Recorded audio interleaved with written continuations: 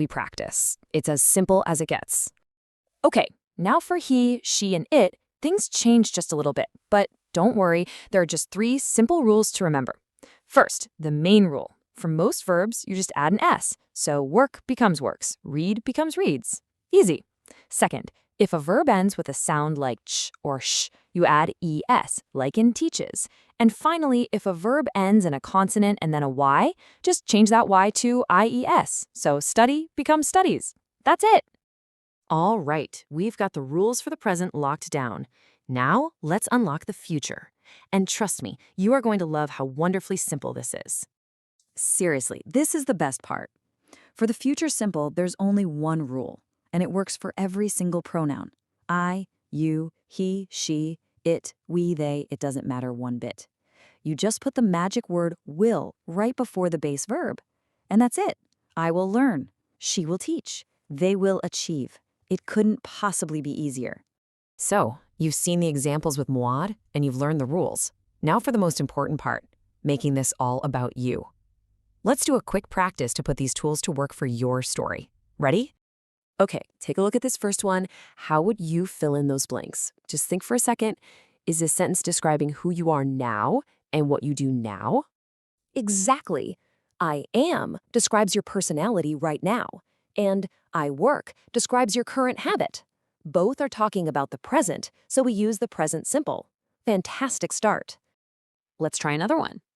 The biggest clue here is right at the beginning, every day. What does that signal to you? Are we talking about now or later? You got it. Every day points directly to a habit, a regular routine. So we use the present simple. I practice, and it is. We are still firmly planted in our present reality. Now look at this one. The first 3 words give you a huge clue. In the future. This is a clear shift in time. What tense do we need to grab now? Perfect. That phrase, in the future, is our signal that we're talking about dreams and plans. So we switch to the future simple. I will follow. We're officially looking ahead. Okay, last one. You're doing great. This sentence is about a belief, a certainty about something you're going to do in the future. It's your ambition. So how do you say that? That is it. I will treat. This is a goal, a plan for your career. It's all about the future, so we use the powerful future simple. You've totally nailed this.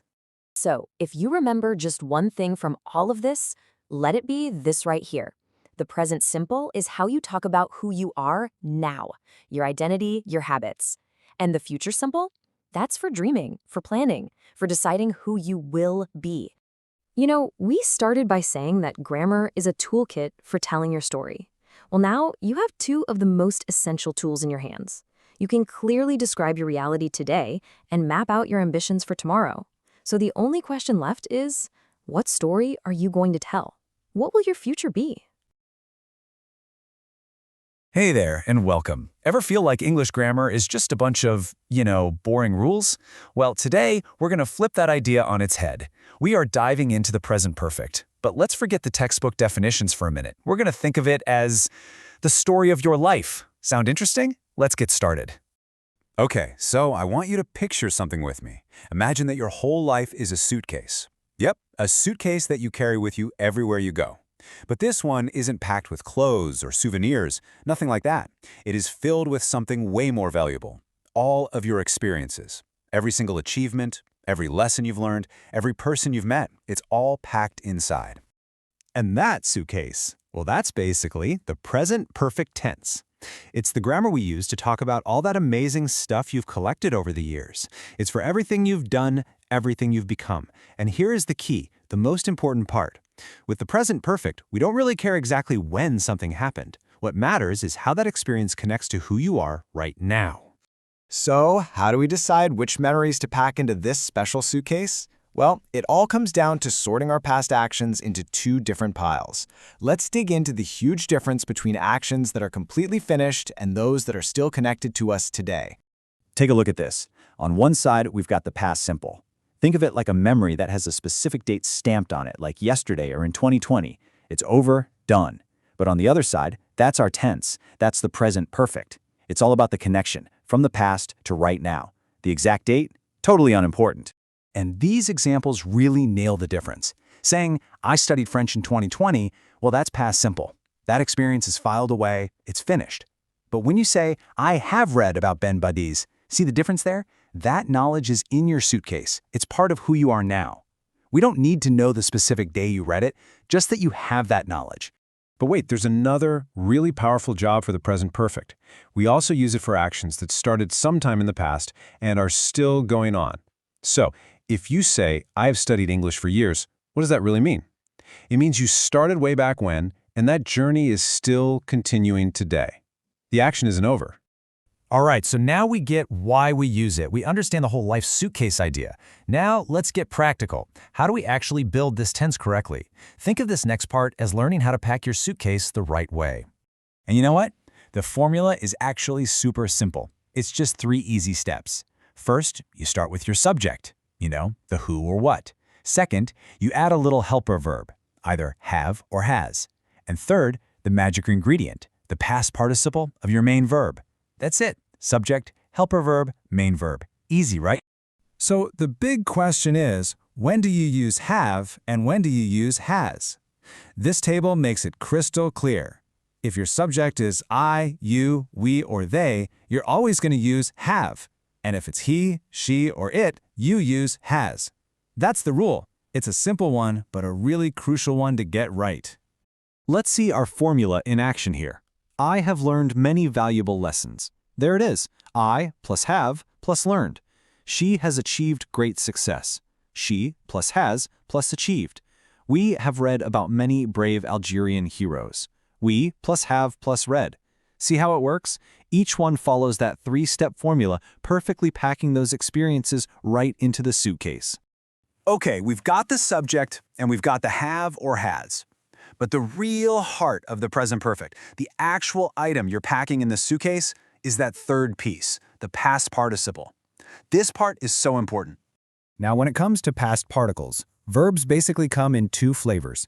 You've got your regular verbs, and these are predictable and easy. You just add ed to the end, like respect becomes respected. Simple. But then, you have the irregular verbs. These are the rebels. They don't follow any rules, so you just have to memorize their special forms. And here are some of the most common irregular verbs you'll see all the time. Just take a look. Be becomes been. Write becomes written. Forget becomes forgotten. There isn't really a pattern here, which is why learning this list is one of the biggest keys to mastering the present perfect. Okay, so your suitcase is packed with all these experiences, but what if you want to add a little more detail? Maybe like a label?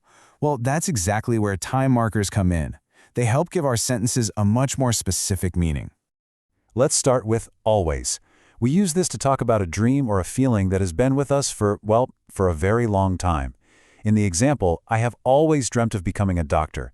That word always tells us this isn't some new idea. It's a deep, ongoing part of who this person is. Now, forever. This little word is your key to asking about someone else's life suitcase. When you ask, have you ever, what you're really asking is this experience in your collection at any point in your whole life? It is a fantastic way to unlock some really interesting conversations. And here's a special little pro tip for you. You can make ever even more powerful when you pair it with words like the best or the greatest.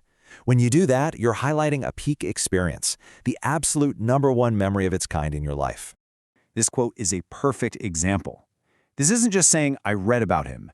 No, it's saying that out of all the scholars this person has read about in their entire life, this one is at the very, very top. Ever is what gives it that powerful emphasis. Now, what about the opposite of ever? That would be never. Never tells us an experience is completely missing from the suitcase. But it can also be used for emphasis, to show just how powerful a memory is. Like in the example, I have never forgotten my teachers. It means the memory is so strong it's impossible to forget. Just is for things you've finished packing, like a minute ago. It's for an action that was completed a very short time ago. So when you say, I have just finished my project, it means the experience is brand new, it's fresh. You've literally just put it in the suitcase. Finally, let's look at since and for. We use these for those ongoing actions we talked about earlier. The difference is simple, but really important. Since points to the specific start time of an action. For measures the total duration of that action. And these examples show the difference perfectly. With since, we say, I have loved history since I was in primary school. That tells us the exact starting point. With for, we say, our teachers have taught us about good morals for many years. That doesn't give a start date, it tells us the total amount of time. So a good way to remember it is since is the point on the map and for is the distance traveled.